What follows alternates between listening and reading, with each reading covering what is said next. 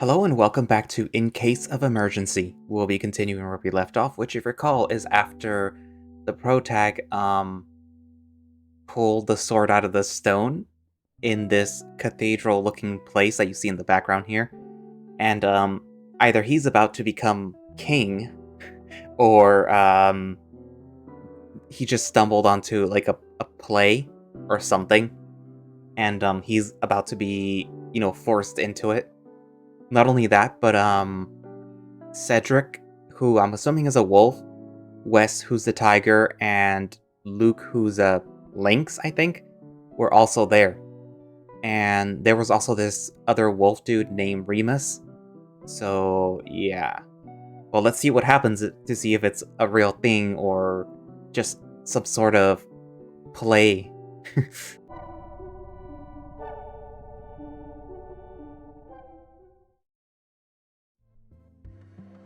Cedric reaches you first. He hisses under his breath.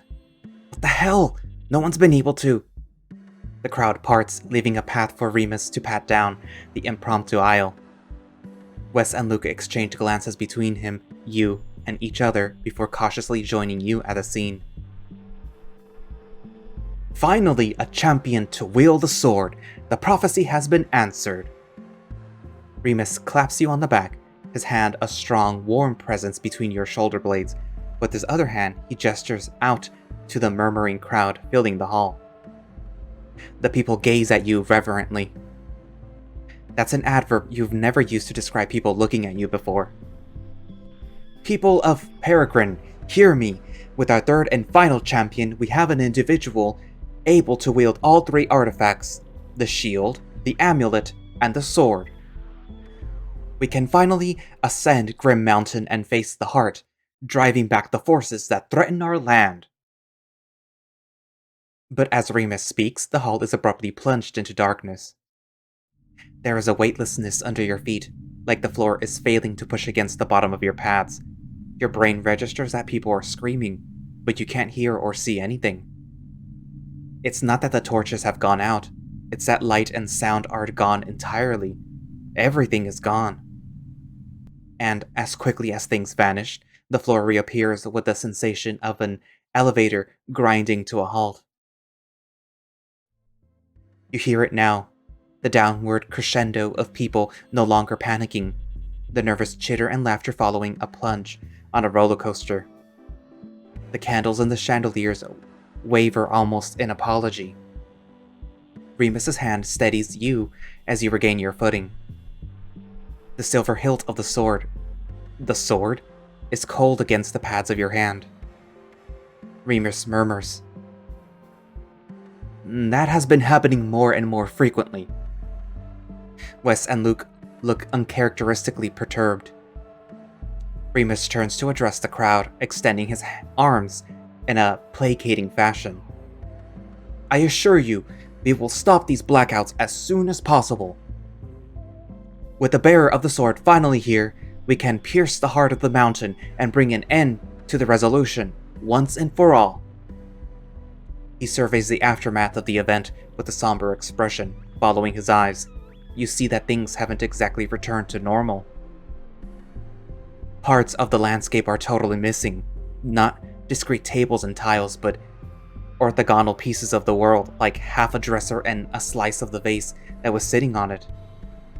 As though something has carved out entire chunks of existence. In its place is nothing, just pockets of staticky darkness that make your fur stand on end. Water drips from the now slanted lip of the vase into emptiness. Your ears flatten against the back of your head. This seems like a lot more than just drunk nerds with foam swords.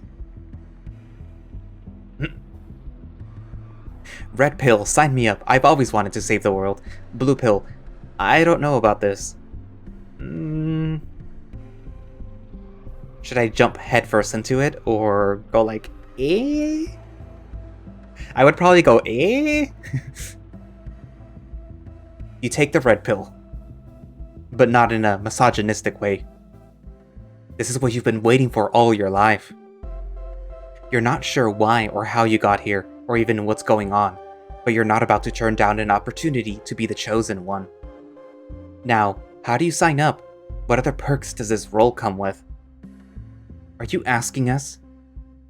I don't know. I'm still not convinced this isn't some nerd crap. Hey, don't look at me. I know as much about this sword and prophecy stuff as anyone else. Aren't you guys supposed to be helping me? Great, thanks a lot. The void is spreading, but we must turn it back. We will restore the world to the way it was. The people murmur with enthusiasm.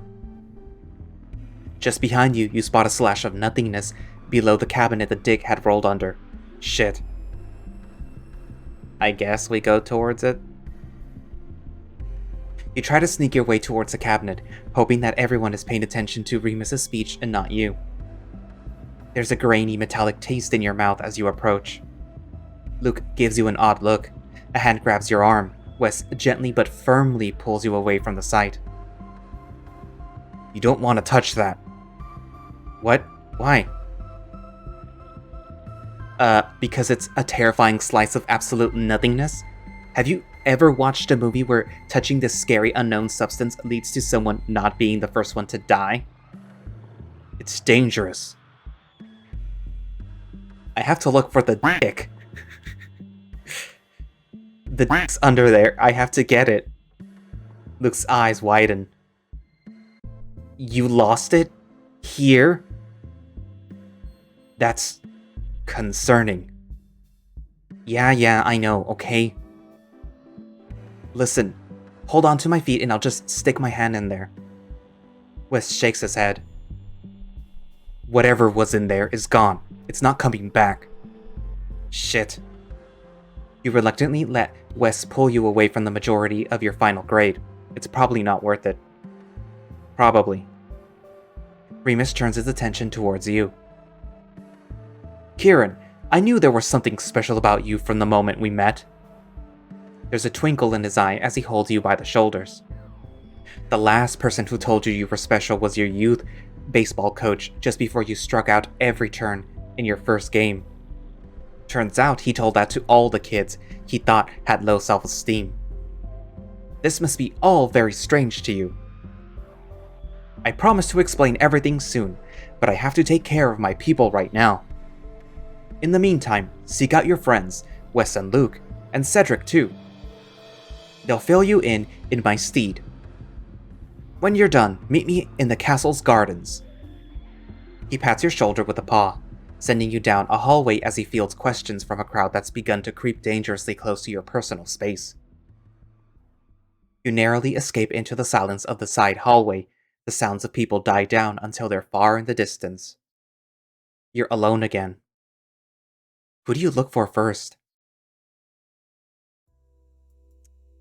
I kind of have a feeling that Cedric's going to be mad. And I don't know about Luke, but I want to ask Wes, because he seems like the more level-headed one. As you wander through the castle, you're drawn towards the sound of metal hitting metal.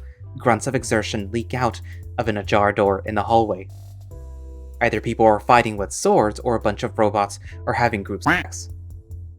You should probably check it out, just to make sure. As you get closer, you can see that the sounds seem to be coming from a training room of some kind. Looking inside, you see a sandpit lined with dummies made of straw and burlap. Dull swords and shields hang from the stone walls. But the main attraction is the fight taking place in the center of the room. Wes wields a circular steel shield on one arm. Rotating in place are three other fighters attempting to surround him. He never lets them. One breaks formation too early, lunging at him with his sword, but Wes easily knocks aside the attack with his bulwark. He moves fast, each paw finding quick, confident footing in the loose sand below him. He makes eye contact with you, then knocks back one soldier with the surface of his shield, catches the hilt of the other's sword with the edge of his shield, and sweeps the leg of the final assailant out from under him. He lowers the shield against his thigh, panting slightly with exertion. Let's take a break. Wes nods to the fighters sprawled out across the sand and joins you at the door. Hey, what's up? It's not hard to notice his expression is easier here, less guarded than when you met him in class. Maybe it's because he's been fighting, or maybe it's your arrival in this world. Maybe it's the same way his fur is matted with sweat, his ample bosom heaving with every breath, like a woman on the corner of a cheesy romance novel as he runs a large hand through his hair. Whatever it is, he looks more relaxed. I wanted to see you. No, I was told to find you. Just getting my bearings. I'm so tempted, but nah. Remus told me I should talk to you. Cool. Well, this is the training room. He gestures to the scene behind him, where his opponents are getting up and brushing sand from their pants. This is my shield. He holds up his arm. Engraved on the shield's metal surface is a simple design of curving ivory. The rim is lined with a decorative gold trim and wide metal bolts. It's taken quite a beating, but you can tell the metal is well taken care of. You can see a blurry reflection of yourself in it. Have you tried your sword yet? No, not yet. What do you know about sword fighting? Literally nothing. Nothing at all. Here, let me show you. Wes motions for you to get in a ready stance, pretending to pull a sword from his hip. You vaguely think that you should get a scabbard for this thing. You've been carrying it around this entire time like a kid in a toy store.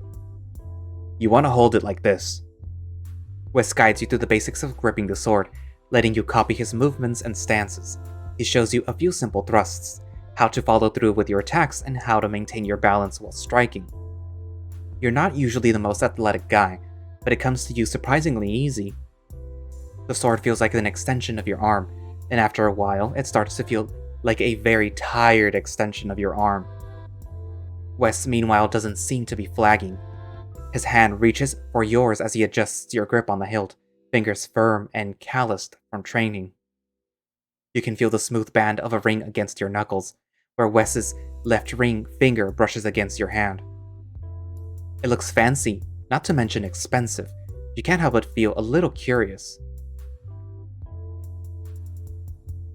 Wait, I wanna...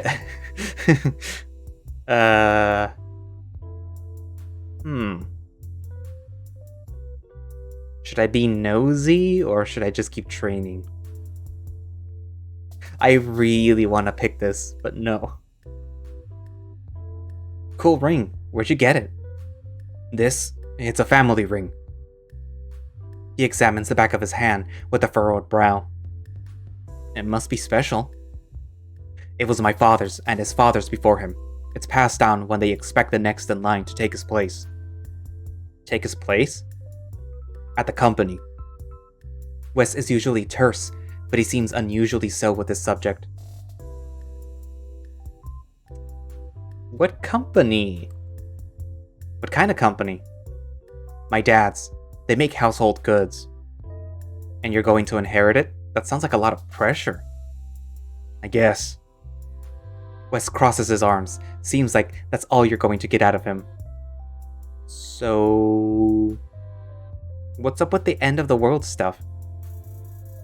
A bit of tension leaves Wes's body. He seems to appreciate the change in subject. I don't get it either. Remus says it's called the Resolution. Its source is the Grim Mountain, which is where the void spreads from. We couldn't do anything about it until we had the three pieces, the shield, the amulet, and the sword. Now that we do, we can destroy the heart that's in the mountain. The heart? Wes shrugs. It's probably a rock or a monster or something that you can fight. It's not my job to know more than that, so I don't bother. I just have to hit things and get hit with a big shield, and I leave the hard stuff to the other people. And what are you going to do after you save the world? Anything I want, I guess. Wes frowns in thought. Before this stuff really started happening, the world was... it was different. Nicer. I used to come down here all the time. I take walks down the town, explore the place, and sit by the river. It was really pretty.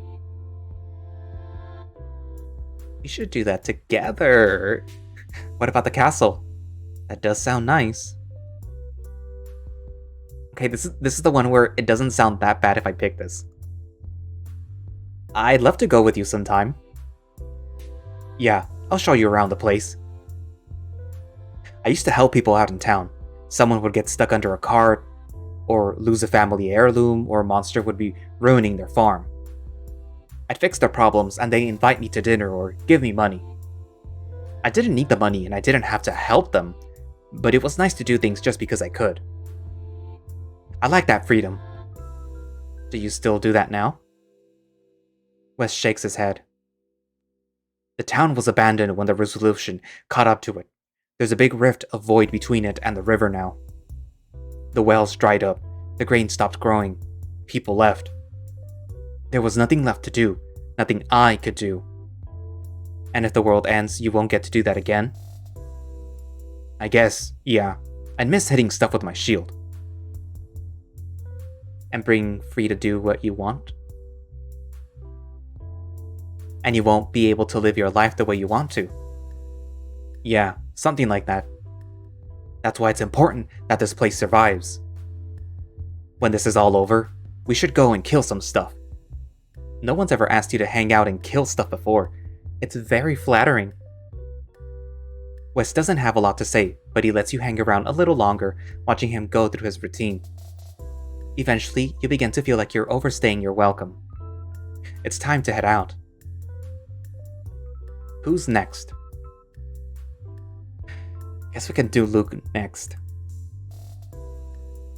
You wander deeper through the halls until the sound of clicking keys catches your attention. Peeking into the door, you're greeted by the sight of an old library. Huge shelves of books spiral past the first floor and into the unaccountable floors above, wooden banisters supporting a winding, rickety staircase with polished steps.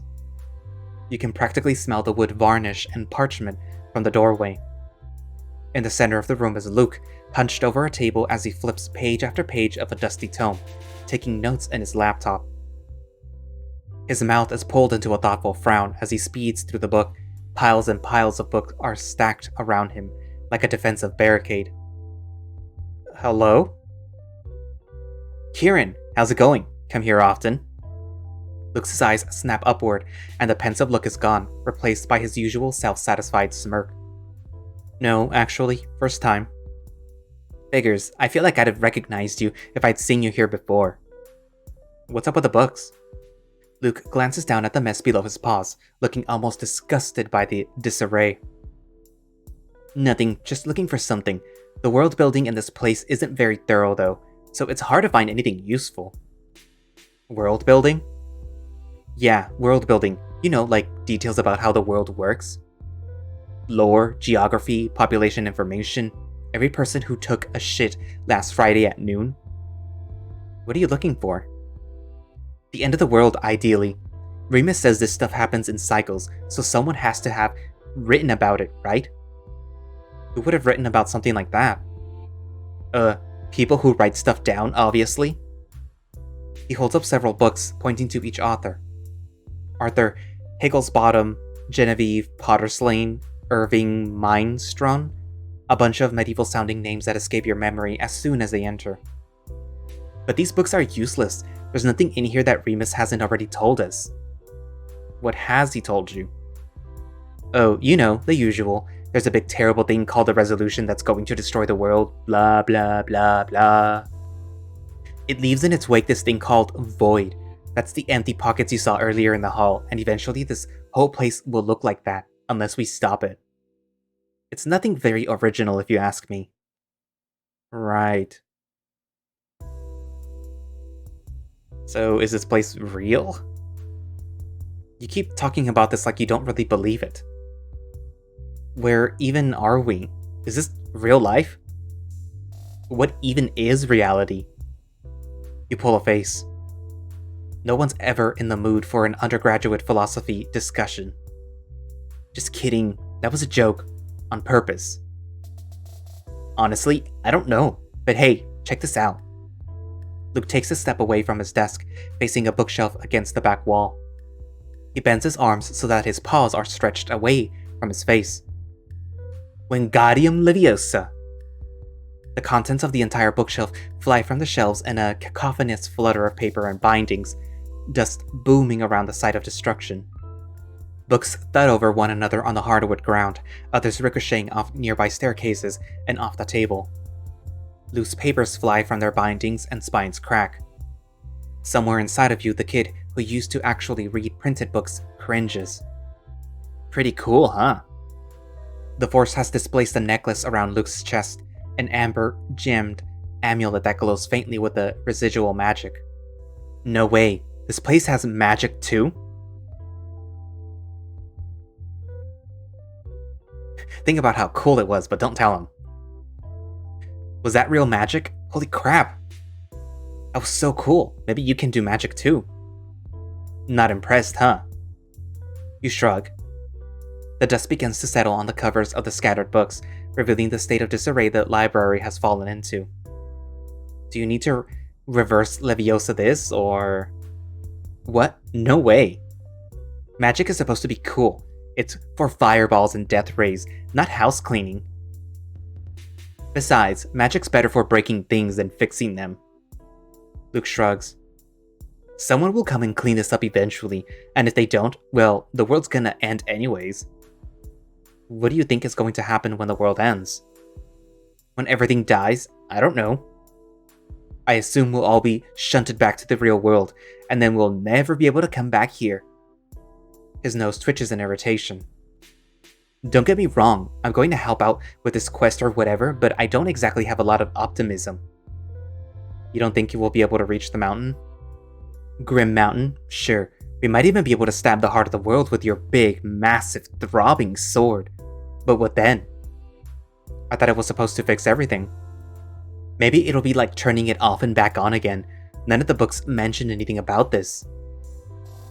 Whatever, my job is to be the sarcastic anti-hero with the heart of gold. I'm leaving worrying to everyone else. Luke smiles ruefully. With a snap of his fingers, the books lift themselves from the floor and shake off the dust that's landed on their covers. Their spines snap back into place, folded pages uncreasing. The books form a single file line as they begin to shelve themselves again, each slotting itself in its proper place with a satisfying shunk. An errant book nips at Luke's arm before he tells it. Hey, watch it. I'm not doing this for you.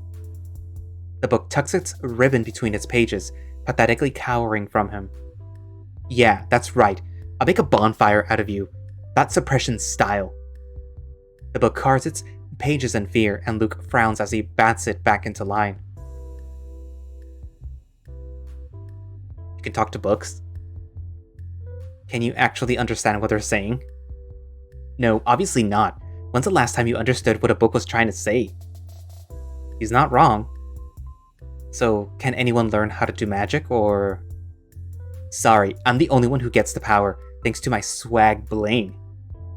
He holds up his amulet with his thumb, the gem pulsating gently with power.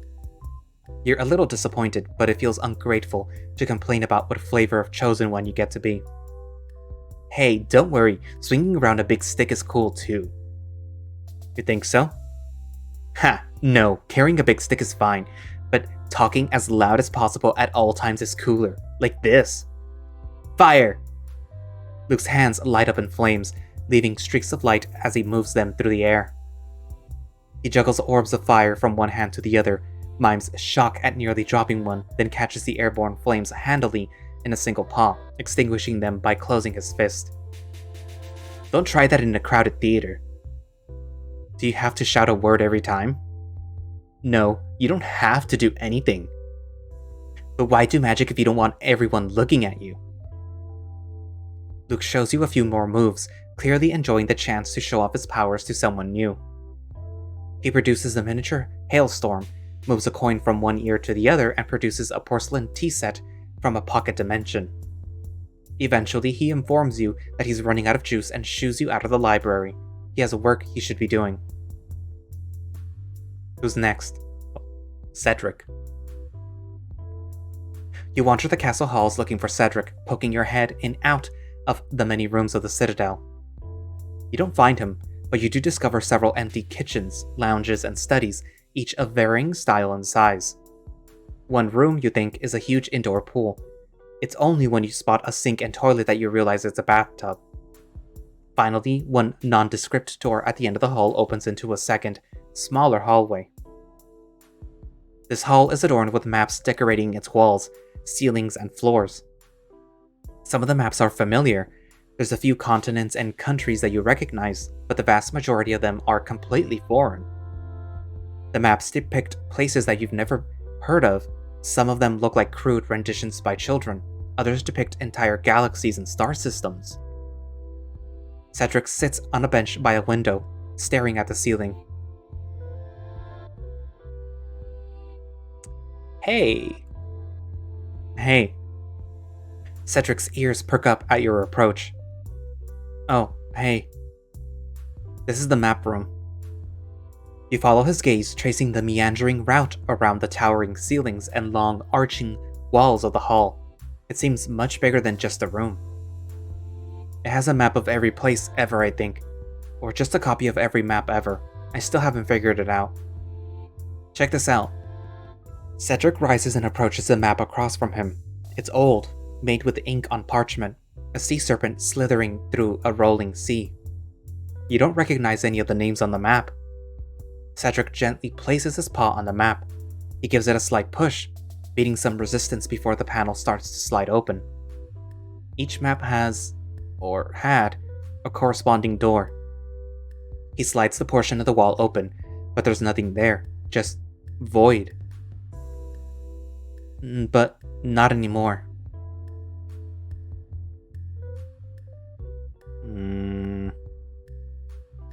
How long have you been in this place? For years. He sighs. I first came down here when I was a freshman. I took a wrong turn, went down those steps and ended up here, just like you. 4 years ago? That's when you guys started drifting apart. You used to be inseparable, then suddenly 10 years of friendship treated like an awkward one-night stand. You didn't know what happened. Most of your time together on campus was spent avoiding eye contact with each other, the only acknowledgement that you'd ever spent your entire young lives together. Well, that and the BFFs Forever pendant, the two of you ironically got. You still have the first half stuffed away in your sock drawer somewhere. You had the BF4 portion. Best friends for a certain period of time and no longer, you guess.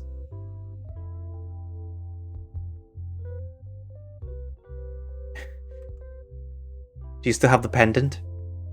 Huh? You know, the one that says BFFs Forever? Well, yours says FS Ever. Forever's Ever. Actually, the S and BFFs shouldn't be part of the acronym. It's just making the entire acronym plural, not the word forever. Yeah, dude, it's a joke. It's funny because it says best friends forever, forever. It's not supposed to make sense. Geez. Well, actually... no, sorry. You stand in uncomfortable silence for a beat. At one point, you were going to start a band together. So, what did you do down here? Cedric's expression grows nostalgic. It was quieter back then, just Remus, the servants, and all of Peregrine to explore.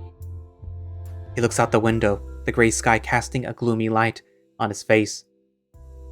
You look out the window too and see plains of purple-gray grass, some dying farmsteads, and bleak-looking trees. There's an ominous mountain range in the distance. It's obvious Cedric is seeing something else. You feel, not for the first time in your life, like you've missed out on something. Anyways, the resolution wasn't so close at that time. Remus was expecting champions soon, but there was still time. I was the first one to come down here, before Wes and Luke. I mean, I tried the amulet, the shield, the sword. The amulet burned me, the shield was too heavy, and the sword wouldn't come out of the stone. But you know, when people come from the outside world, that means that they're destined to be a champion of some sort. So Remus figured it just wasn't my time yet, and he helped me train. When Wes and Luke appeared, they picked up the shield and the amulet. We figured I was supposed to wield the sword. I just needed more time. Well, it turns out that wasn't the problem. Cedric blinks, wrinkling his nose like he's tasted something sour. He's processing something he feels embarrassed about, but he's also embarrassed to be feeling that shame in the first place. At least, you think that's what he's feeling. It's been a while. Maybe his entire facial repertoire has changed in that time. So it's going to be my job to train you. Come on. He rises, pulling a very real-looking sword from the scabbard hanging at his side. Shouldn't we be using training swords? You don't think he would skewer you to the wall, but the two of you have gotten into worse accidents. No, I'm good enough to not hurt you, and you're not good enough to hurt me. He smirks, readying his blade. Sure, let's fight. You raise your sword to meet his, just like when you were kids fighting with sticks. You'd always win those fights. Or if you didn't, you could always demand a best out of 3, or 5, however many it took. Except this time Cedric easily outclasses you, his sword effortlessly parrying your feeble attacks. He whacks you with the flat of the blade, once on your collarbone, another time on your wrist. Just a friendly reminder that he was right. He's too good to seriously hurt you. The bruises tomorrow will probably say otherwise. You're quickly losing steam when Cedric forces you back. You stumble backwards as he goes on the attack, and you find the tip of his sword gently pressing against your chest.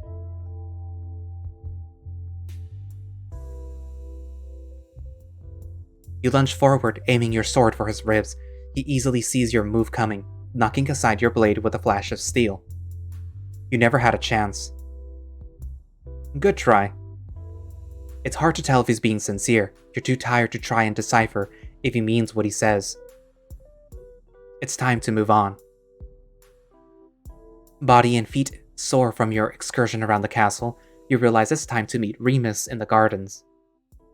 Who even is the guy? Cedric said that he was a king. Is that a circlet around his head? He seems nice enough, you suppose. He was polite, friendly, and appeared happy to have you here. That's more than you can say about most mentor figures in your life. You pass several of the castle's staff in the corridors, all in period-appropriate garb, most of them deliberately avoiding eye contact with you, ducking their heads low and bowing briefly as they pass. One woman carries a basket of bread on her head. She bows curtly, torn between balancing her payload and showing you the proper respect she must think you deserve. The result is forced and artificial. Weird. You're not used to people treating you like this. Not that people are usually dying to make eye contact with you, but it's different. People clearly think highly of you. Whether or not you'll prove worthy of it is another matter. With enough wandering, you stumble upon a tall, glass-lined corridor with double doors that lead into the garden outside. The windows reach from floor to ceiling, enormous apertures that let in cool, natural light to illuminate the marble tiles. The garden is impeccably manicured, filled with perfectly rectangular hedges and neatly trimmed topiary. A menagerie of bushes groomed to resemble quadrupedal animals parade around the outside, smelling the flowers and ducking behind tree trunks with shimmering purple bark. The garden's centerpiece is a quaint gazebo with white rails and a pale wooden slab. It looks like the paint is still new. Either it's been recently repainted or magically enchanted to stay that way. Standing just outside the gazebo is Remus, who tends to a thorny bush of blue roses with a pair of garden shears. As you approach, he greets you. Kieran, good of you to join me. Carefully balanced between his fingers, he holds 3 roses by their stem. He nods his head towards the gazebo, where a circular table of glass and iron waits. He places the roses in a clear vase on the table.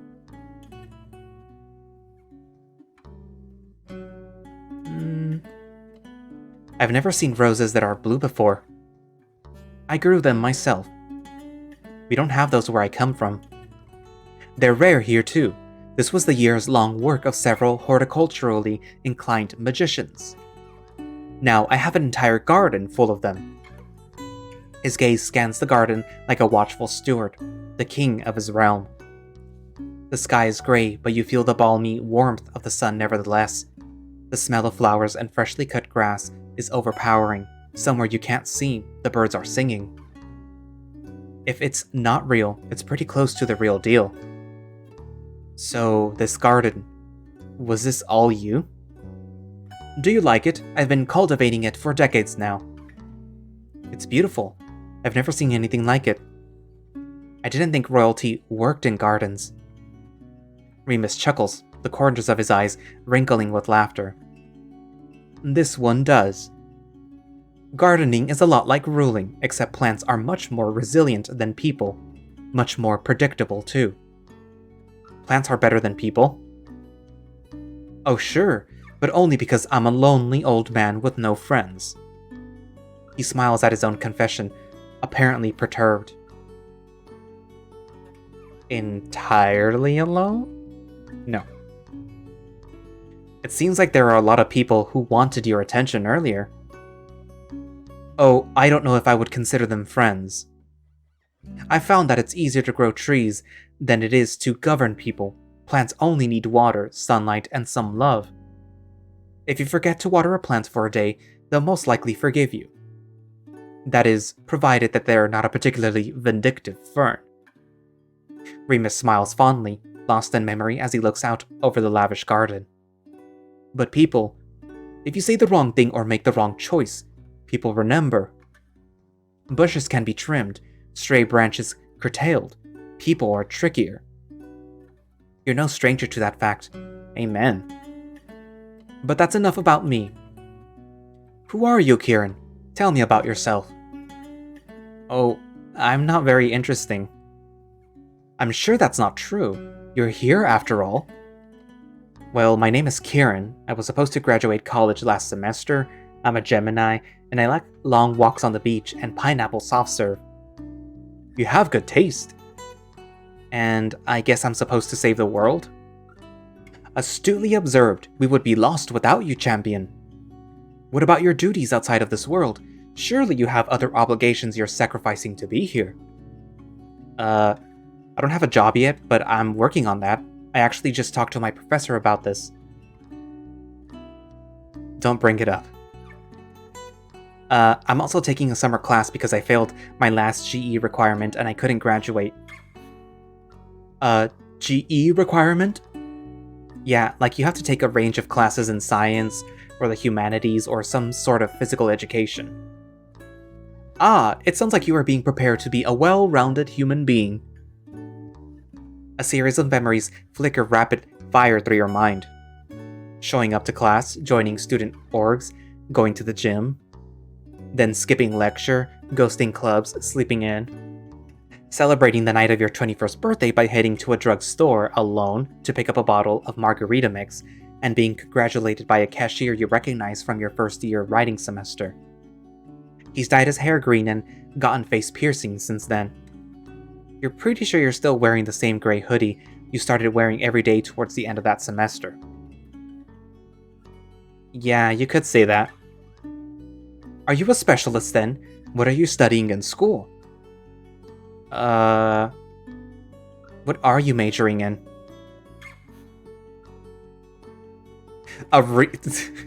Women's studies, sports medicine, a real major? Wow. Oh, choose quickly, this timer runs out in 2 or 3. Oh. Oh, okay. My major is computer science. See more options.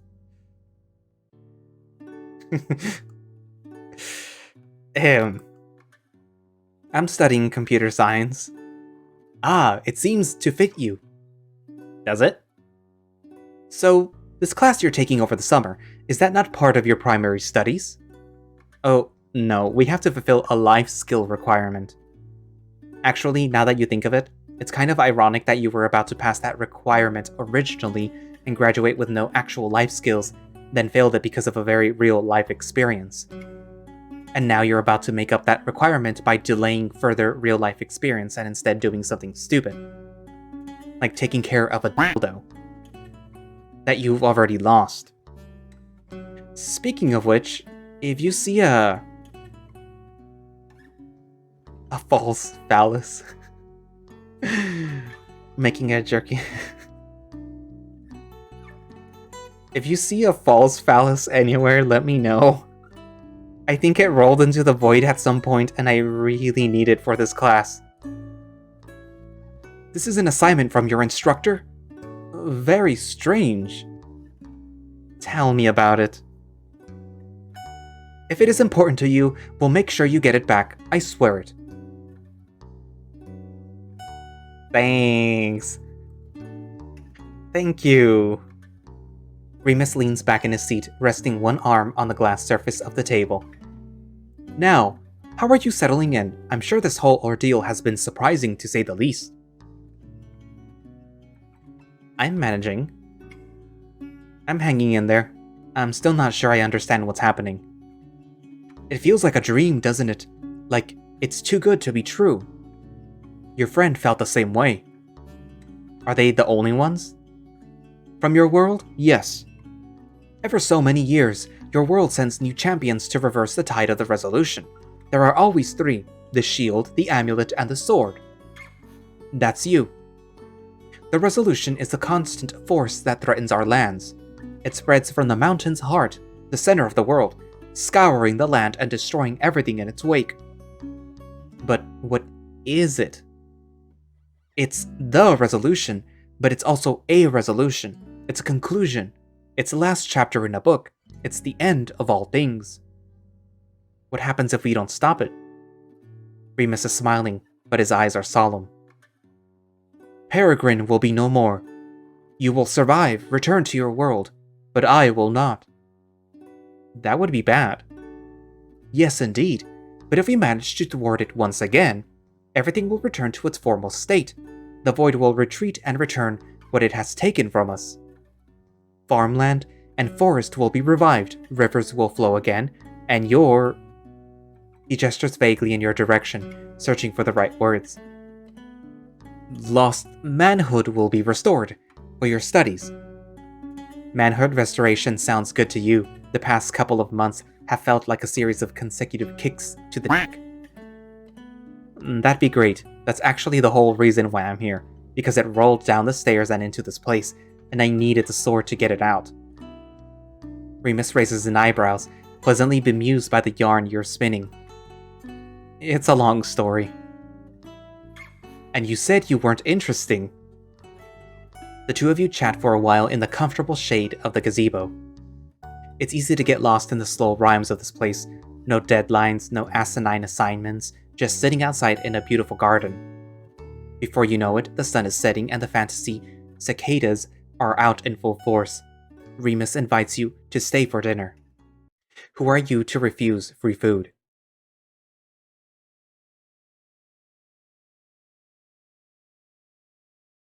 You're led to the dining hall where the smell of food already wafts from the plates set down on the thick mahogany table.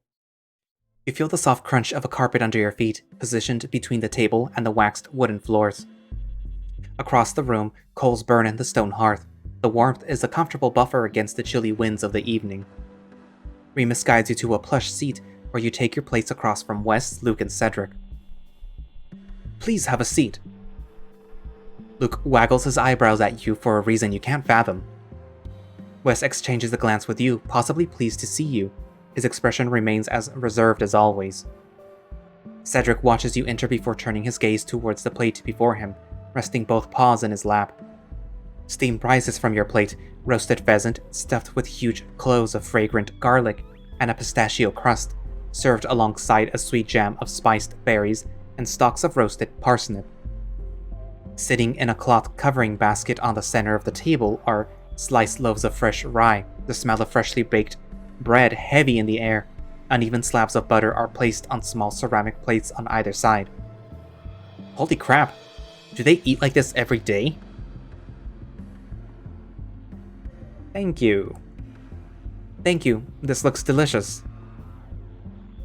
It's the best we could do, given the circumstances, to our newest champion. Remus raises a glass of red wine. There is a cordial exchange of toasts across the table. To Kieran, Wes, and Luke.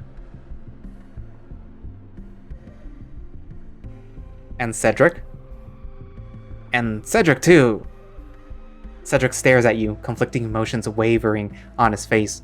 He's simultaneously touched and mortified. Of course, and Cedric. You smile politely and take a sip from your glass. The wine is, as far as you can tell, good. You've gathered long ago that it's socially taboo to express that most wines are indistinguishable to you. I hate to get down to business so quickly, but time is of the essence. Now that we have our final champion, we shall set off for Grim Mountain within a week's time. Why not right away? We'll need time to train Kieran. A week will ideally strike the appropriate balance between preparation and haste. A week will be fine. We'll need time to brush up on the basics. Is a week enough time? He's not going to get good in a week. No offense. Isn't it enough that he's part of the prophecy as long as we have the 3 people? Is it even possible to lose? That doesn't mean that we shouldn't be prepared. Remus nods and you see Cedric puff out his chest a little in response. He's right. It's best if Kieran is prepared. He'll have to land the killing blow on the heart if we are to succeed. Besides, there's no better teacher than experience. He'll learn in the days it takes to reach the mountain's base. You know what we should do? We should magically swap Cedric and Kieran's bodies, cover our bases. One of them will get his knowledge and the other will get his body. It's a win-win. Speaking of his body, you recognize that Cedric has filled out more since high school. His jacket fits a little tighter around the shoulders than you last remember. He used to lag behind you in gym. Do you even know how to do that? No, but give me a week and I'll learn how. Like the time that you wanted to learn how to make a self-replenishing army of inanimate objects, so you animated a bunch of bread to make more of itself? Except instead of baking more bread, the loaves would run around the castle humping each other, then graphically give birth to little rolls by opening in half like a hot dog bun? That was a joke. It wasn't supposed to be serious. The place smelled like yeast for a week. Despite Wes's projected disapproval, there's a hint of exasperated fondness in his voice. This is an old conversation. Not this one about sentient, horny bread, but the dynamic of the conversation is a familiar one they slip into. Can we please take this seriously? This isn't a game. I am taking this seriously. You just said... Never mind. Good idea, bad execution.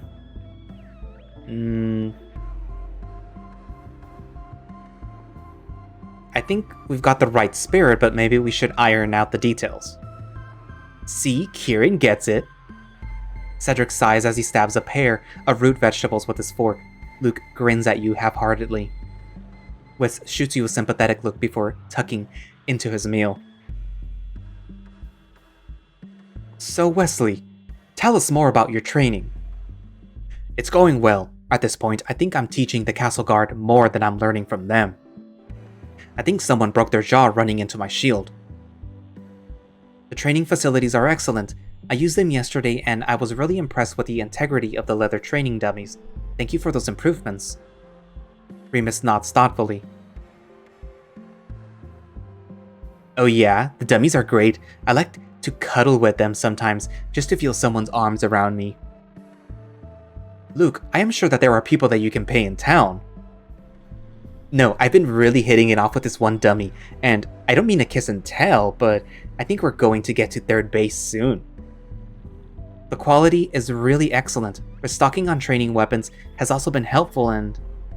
Cedric either doesn't realize what Luke wants, or he's deliberately ignoring him to frustrate him. Cedric was never the confrontational type. What do you think, Kieran? Of the training facilities? Good question. You didn't expect anyone to ask. I was distracted watching you. Yeah, let's just go with this one. I'm not sure. I didn't get a good look. I was distracted. Luke makes a slight gagging motion across the table. It's the best that we could do in the end of the world, and so forth. It's a good thing that you arrived sooner rather than later. Is the void spreading?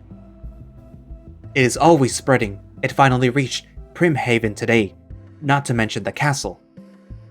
Are people okay? I should check on them. No one was hurt, thankfully.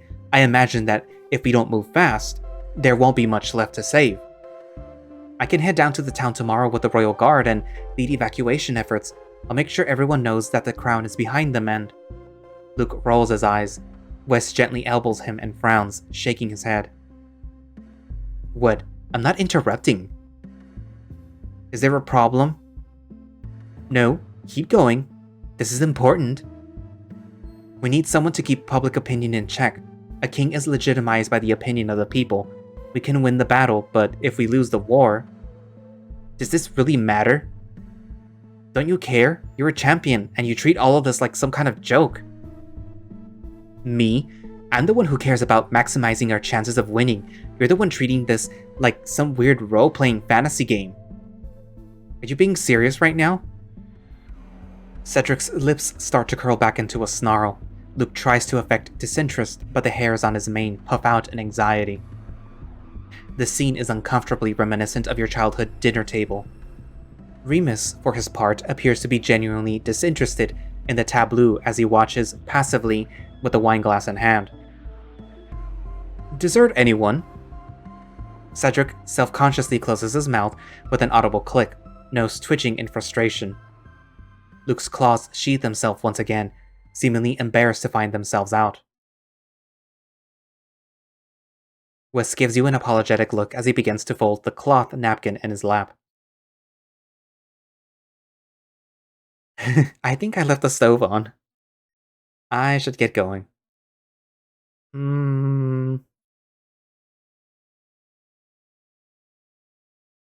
It's getting late. I should probably head out. Do I leave the same way I came in, or... Let me show you out. Wes guides you out of the uncomfortably silent dining room, the only sound the shuffling of his chair against the carpet. He readily navigates the many halls of the castle, silently pointing at the direction the two of you should take. Torches flicker ominously in their wall-mounted sconce. So... Does that happen often? Yeah, it's been happening more recently, since people are stressed. That sucks. Yeah, I guess. It's not long before you reach the same door you entered through. From this side, it looks remarkably ordinary. A carved wooden door with an iron handle. No flickering exit sign over it. I can come back if I leave, right? Yeah, of course. Same way you came in. This place is bound to you now. Whoa, intense. But kind of neat. You've never had anything bound to you before. Cool. Well, see you around? You shoot him a friendly smile.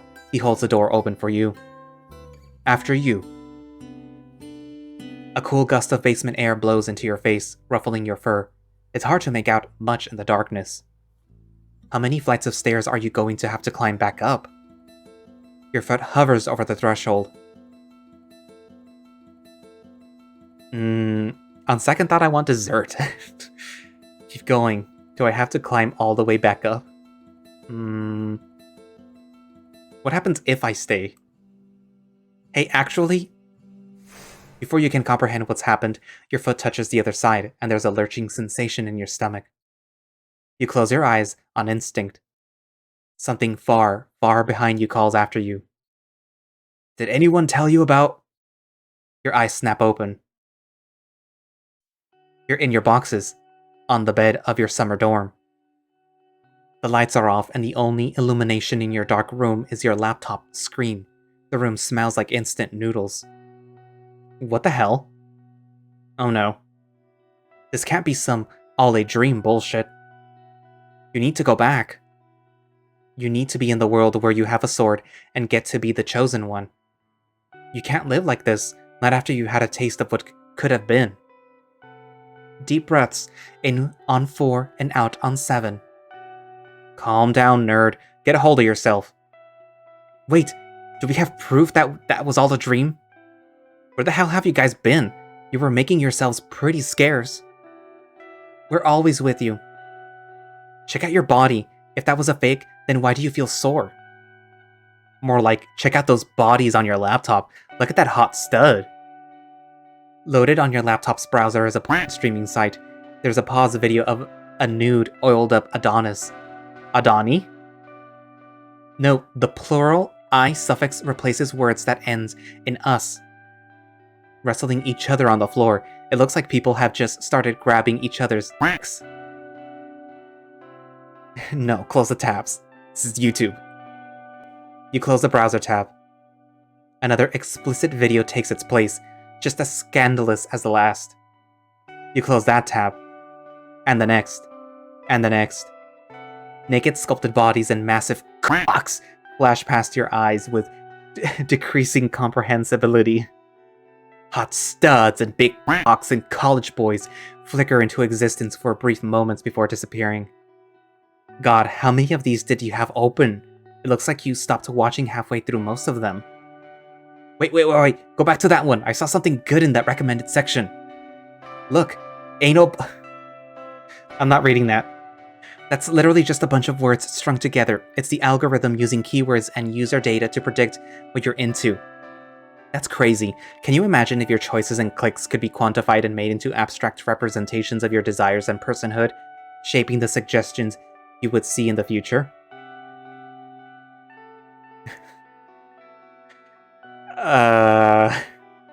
The YouTube algorithm is the only person who knows me. That seems like a recipe for a misrepresentation. Honestly, if I go by the YouTube algorithm, it would be more like this. It's probably not a good idea to reduce people to the choices they make as consumers. You're more than whatever category this website tells you that you are. You contain multitudes. Your adventure retracing the circuitous path of your horny brain is interrupted by a notification from your phone. It's a message from your sister. No, don't be a child. You usually deserve messages like this, but you're not sure what you've done most recently to warrant it. Why would she send this out of the blue? Picking up your phone, you scroll through your message history. Apparently, you've been texting for the past half hour. You don't remember any of this. There's the discussion about her upcoming wedding, your summer class, nothing about magical basement worlds. The last message you sent was about having half queso, half chocolate fountains at each table at the reception. That way people could mix and match sweet and salty at their very own seats. That's a horrible idea. You have the rare joy of experiencing simultaneous waves of both second and first-hand embarrassment. Why would you send something like this? Were you being serious, or were you trying to be funny? Of course, none of this is relevant to the fact that you don't actually remember having this conversation.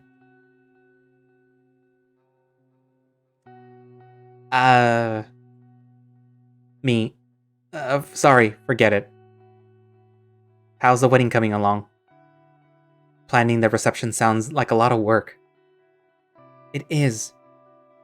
There's an awkward moment of silence where neither of you type. You're not sure if you should attempt to stretch out the conversation or wait for a response. Can I count on you to deal with the catering? Rick is turning into a real groomzilla, so I'm trying to get him to delegate. No fountains of any kind, please. And no shellfish. Make sure that there are vegetarian options. Hip, but not extravagant. People should know that we have money, but not think that we're showing off. Okay, I got it. Okay. Don't set the delivery time too early, the food will get dry. Your phone pings with another notification. You've been added to another group chat. Okay, I've got to go. You see that she's typing a reply. Still typing. Impatient, you swipe to the new chat. Hey, you okay? Did anyone warn you about going back? Oops. When you go back out the door, you wake up wherever your body is. Your body keeps doing stuff while you're in Peregrine. You don't remember the stuff you were doing, so be careful. You don't want to return in the middle of chopping vegetables or walking a tightrope. It's usually safer to head back at night. Gives you insomnia, though. Your heart races, so everything you would experience that afternoon was real. You haven't been texting in your sleep. You are special. That would explain waking up in my bed. I'm okay, just confused. That's good. Just make sure you don't die. See you tomorrow. And then the text thread abruptly dies. Maybe you should text someone. I'd rather die than text someone first.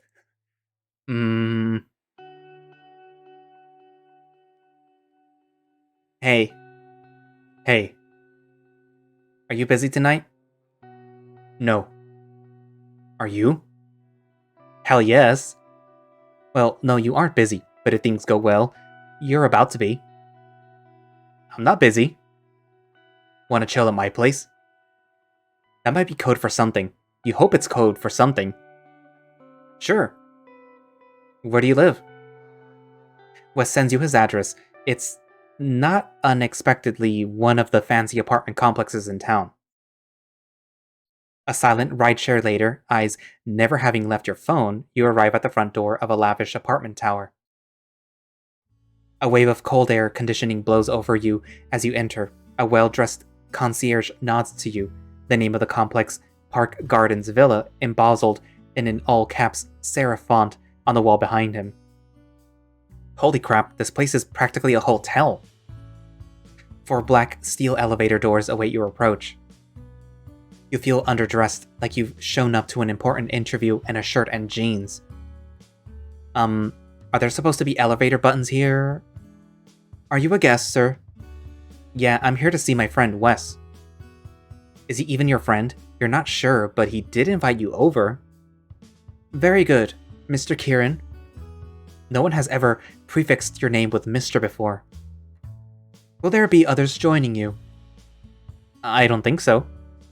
The concierge seems to sag with relief before remembering that hospitality workers aren't supposed to express real emotion.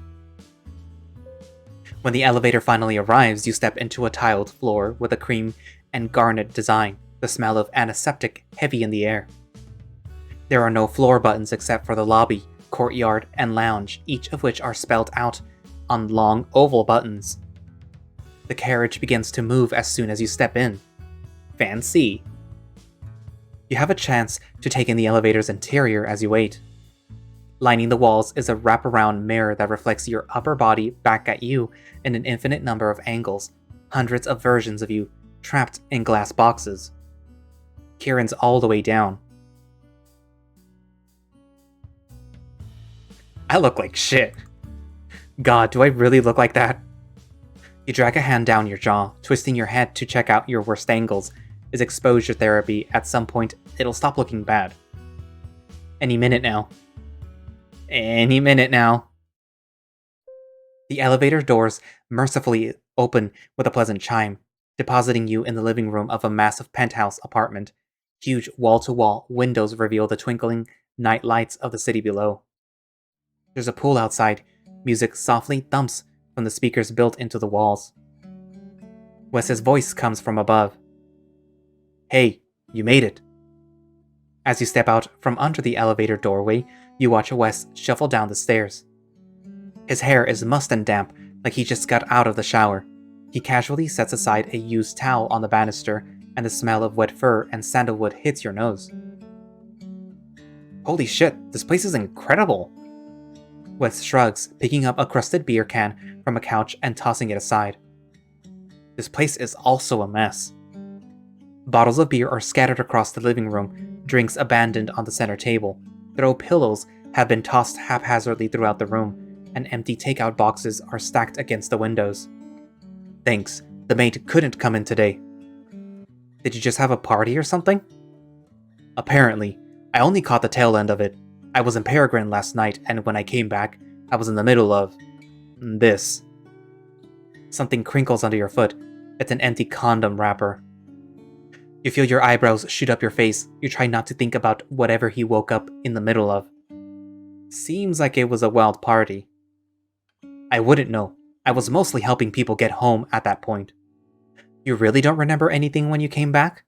What happens to the version of you that was partying? I don't know. I just know that I'm usually left to clean up the mess. His phone rings, the screen lighting up a pale square in his pants. Wes's face contorts into a grimace when he sees the collar. Sorry, I have to take this. Be right back. He leaves you standing in the middle of the trashed living room. You're trying to be tactful, but there's gotta be a way to find out if he's into guys, right? Are there any signs in his apartment? Signs? Yeah, you know, like photos of an ex. Maybe he's really into female pop singers from the 70s and 80s. Maybe he's lonely and feels like he missed out on the most formative adolescent experiences due to a repressed sexuality and fills the void by waging his battle against body dysmorphia in the gym. Aren't these stereotypes that you're reclaiming to get laid?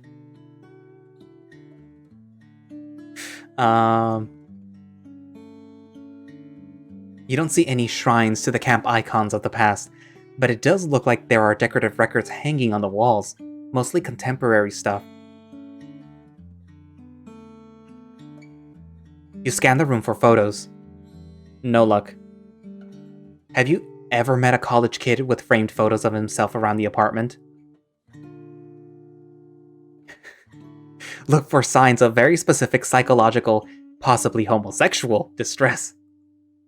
Surprisingly, you find that it's difficult to draw conclusions about someone's psychological or sexual profile from a living room-based vantage point. It's much easier to instead imagine yourself as a guest at one of his parties. Maybe you're one of his rich friends or rich jock friends doing hard drugs and having group sex while complaining about your parents. It's hard to imagine what a guy like Wes gets out of LARPing in a basement. His day-to-day life is the stuff of most people's fantasies. Wes's voice comes from the kitchen. What do you mean turn on the TV? Is this some kind of prank? I swear to God. Wes returns to the living room and squats to the floor, checking under the coffee table for something. You can see his quads flex under his sweatpants. Nice. He gently brushes you aside. Physical contact? Be still your beating heart, as he roots between the sofa cushions, pulling out a slender remote and pointing it towards the TV. The TV hisses to life, and the sound of flesh, slapping flesh, is immediately broadcast through the expensive room-wide sound system. Wow, that's definitely two dudes going at it on a huge flat screen. You don't think you've ever seen sex on a screen this big, nor did you think anyone actually paid for on-demand cable pornography. Turns out you can learn a lot about a person from their living room. Wes curses under his breath as he switches the channel. On a cooking channel, a woman violently lops off the end of a sausage with a huge cleaver, setting it aside by bowls of chopped peppers and onions. Yeesh, your risk of popping a boner is averted as your genitals attempt to climb back into your pelvis. Bits and pieces of conversation bleed out from the phone. Whoever's on the other end is shouting over the sounds of a party. Check the news quick! Surely baby, not now. No, I don't love her more than you, Anna. There's a sound of water splashing and girls giggling. Someone pops a bottle in the distance and people cheer. You couldn't have waited to call me? No, I'm literally on the yacht right now watching the TV through an open doorway. You're lucky I called you as quickly as I did. Hey, Rebecca, not there. Wes finally lands on the news channel. CEO of Liftall Enterprise, Harold Wesley Bates Sr. announces the engagement between his son and the daughter of Corduroy Collins of the Adverse Corporation. Bates denied any connections between his alliance and the recent antitrust laws, insisting that this union was born from the purity of emotion. Wes abruptly turns off the television, knitting his eyebrows together in frustration. Did you know about this? Hey, blame Dad.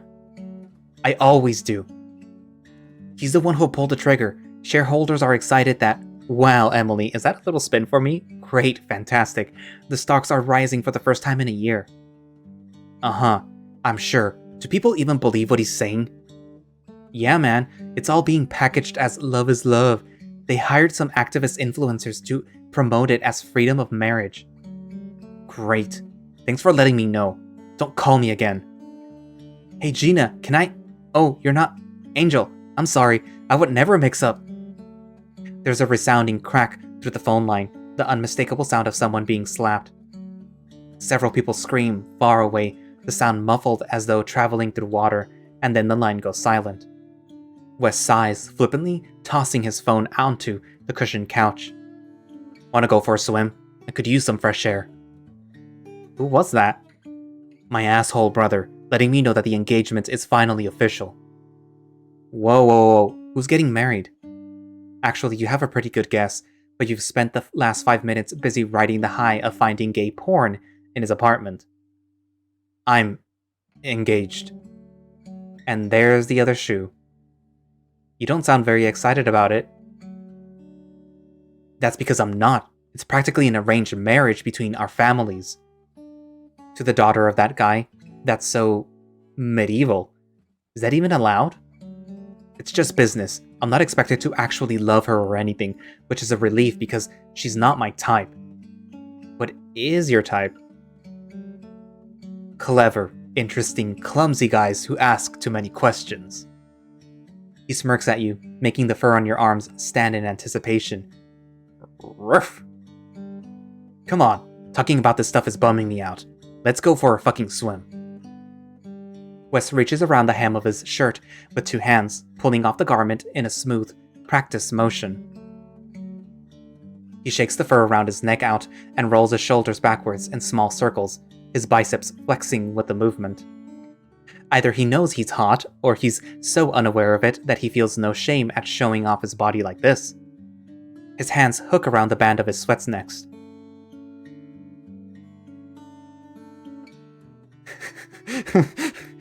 "Ogle him. Be respectful. Ogle him like the piece of meat he is, but in a respectful way."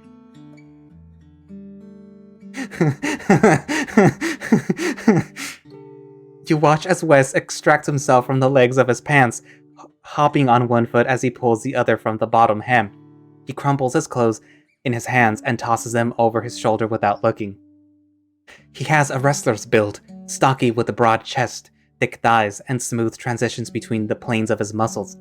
His tail traces a controlled, deliberate path in the air between him as he pushes open the doors to the patio. Oh, I was supposed to press space, wasn't I? There's a serious strength beneath the layer of soft down. You watch the ripple of corded muscle under fur as he takes the practice run and leaps into the dark waters of the pool, sending up a splash of water that drenches the surrounding chairs. When he comes up for air, he flips the wet hair out of his eyes and wipes at his face with 2 large paws. He drifts silently for a moment, looking out over the city skyline below in contemplative silence before calling for you. "Come on, the water's fucking cold." And that's where I'm going to leave it for today, because I already went a little bit over this, and it just keeps going. So yeah. So obviously I picked Wes because I like tigers and because he's described as very, very, very, very, very yummy. And yeah. Obviously there might have been a scene that happens after that, but because of YouTube, I set it as, censoring explicit content. Even though that does not remove certain words that I'm gonna have to basically duck. I hope you guys liked that in the previous episode. But yeah. At least there's less in this one. But anyways, so what do you guys think so far of the story? It's obvious that this is real. But is it real in the sense that he traveled back in time or he went to another dimension? Or is it real in the sense that he's in a video game? Because it sounds all very video gamey. Like a game that you would make in RPG Maker or something like that. So, write it down in the comment section. And yeah. So I am of the mind to think that this is real in the sense that this might be a story that he's being thrust into. So stuff will happen the way it's supposed to happen, not so much in a way that he can meaningfully change. Because apparently it keeps happening over and over, but people seem not to remember parts of it. Like, there's no written record of it, it's just understood that it's gonna keep happening. But anyways, so, again, write down your thoughts in the comment section. I will read them. And I will engage in them if they are properly written with spaces and periods. Come on, people. But yeah. Um, so anyways, thank you all for watching / listening. If you would like to play In Case of Emergency yourself and pick either Luke or Cedric, or perhaps Remus, I guess, I don't know. That would be weird. You can find it over on Itch, and you can find direct links to it on the creator's Twitter page. And as of right now, I did not find a Patreon, so there is no link to it. So if I find one, I'll link to it. But for now, I can't find one. So if the creator sees this and you do have a Patreon, then tell me and I'll link to it. Like, I'm on Twitter too. I recently followed you, so it shouldn't be that hard to find me. But yeah, I even have a link to my Twitter on my YouTube page somewhere in there. So yeah, I guess I'll see you guys in the next episode. Bye bye.